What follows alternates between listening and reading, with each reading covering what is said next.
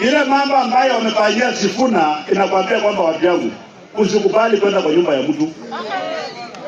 Wamechukua Sifuna wametupa nje, wameweka mama ingine amepatiwa karatasi kusoma akashindwa kusoma.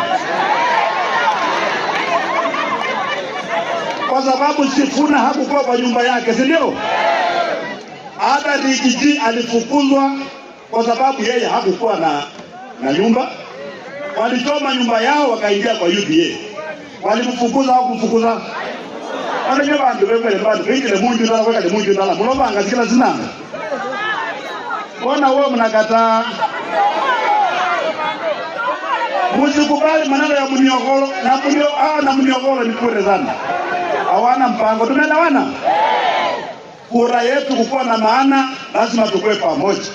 Tuongee na sauti moja. Tunakubaliana kwamba seneta tunapatia huyu, gavana tunapatia huyu, women rep tunapatia huyu.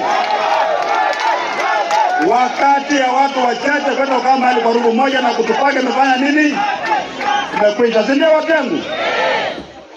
Sifuna alifukuzwa hana nyumba. Rigiji alifukuzwa hana nyumba. Wakati Jaramogi alikufa, Wamalwa kijana atakata kuchukua chama cha Ford Kenya. Hawa jamaa wakamtoroka. Akabaki peke yake, wakaenda wakaunda chama kingine.